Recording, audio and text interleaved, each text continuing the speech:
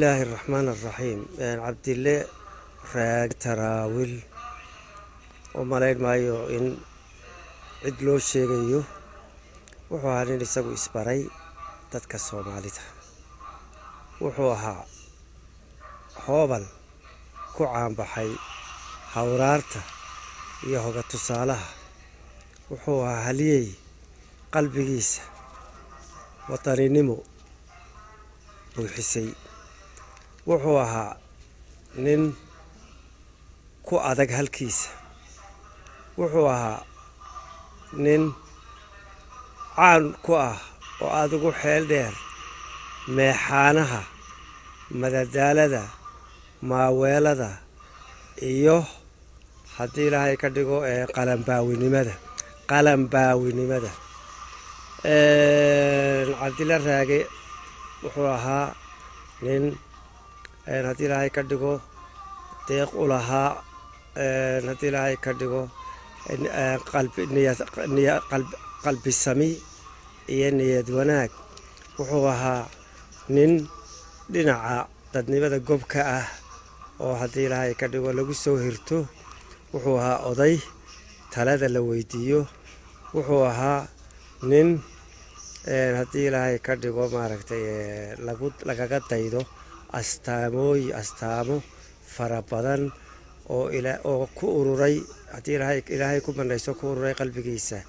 lagaga daydo oo dadka u noqda hadii ilaahay ka dhigo maaragtay u noqda inay ka qaataan tilmaamaha iyo astaamaha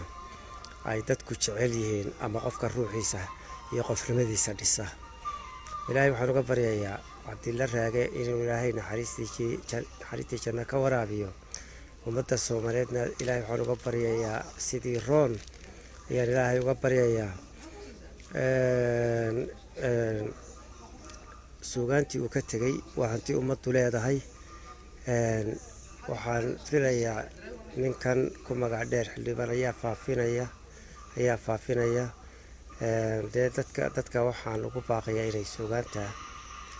haddii ilaahay ka dhigo ujeedada culus leh ee aan qosolka ka marnayn haddii ilaahay ka dhigo maaragtay qofku isaga oo wax waajib culus akhriyaya haddana haddii ilaahay ka dhigo maaragtay mararka qaarkood ku qoslayo ama ku farxayo weeyaan suugaantiisu sanfilayo marka dadkana waxaan ka codsanayaa inay una duceeyaan suugaantiisana ay ku biirsadaan wixii ay hore u hayeen. Asalaamu calaykum waraxmatullahi wabarakaatuh. kaasina wuxuu ahaa maxamed ibraahim warsame hadraawi oo aan kula kulmay magaalada London maanta oo ay bisha tahay 10 bisha 11 2007 Abdullahi min aadi aadu macaan buu ahaa nin hore u jeedo uu ahaa nin maxaa la yiraahdaa macnaha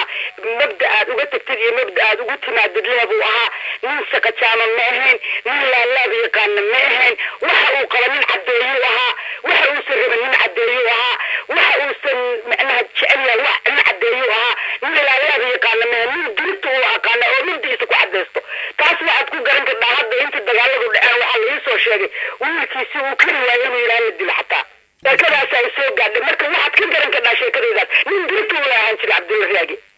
waarun waxa ii suurta gashay inaan magaalada London maanta oo ay taariikhdu tahay 10 bisha 11 2007 waraysi kaga qaado Maxamed Axmed Kuluc maxaad ka oran lahayd shakhsiyadii iyo qofkii uu ahaa Allah u naxariistay Cabdillah Raage Taraawil Cabdillah Raage Taraawil wuxuu ahaa nin Soomaaliyeed oo joog Soomaaliyeed leh oo dhalan Soomaaliyeed leh oo ashax Soomaaliyeed leh oo nin aad u wanaagsan buu ahaa gabayaabo haweyn guurowga iyo gabayga iyo geeraarku isugu mid bay ahaayeen aniga meel baan ka wada shaqayn jiray idaacaddan ka shaqayn jiray radio Muqdisho yaan ka wada shaqayn jiray jaarna waanu ahayn uu cusub jiray sida maaragtay uu cusub ahayd saaxiibnimo ah waxa nin aftahiya nin kaftama nin doonayo inuu god faa'iideysto ayuu ahaa luqadaha kale iyo Soomaaliya kale meelaha ka timid ogtay waqooyi aanu ka iibin isna wuxuu ahaa nin reer xamara wuxuu jeclaa had iyo goor inuu waqooyiga dhaqanka waqooyiga wax ka ogaado waxaanu ahaa nin wanaagsan abwaan wanaagsanna wuu ahaa runtii dhaqanka abgaalkana aad iyo aad buu u jeclaa wuu shirbi jiray wuu ciyaar jiray hadiyo goor guurowgana waxa uu ahaa dee waa dhaqankiisii buu ahaa marka ninkaas wuxuu ahaa ilaahay naxariista jannada ha siiye nin wanaagsan buu ahaa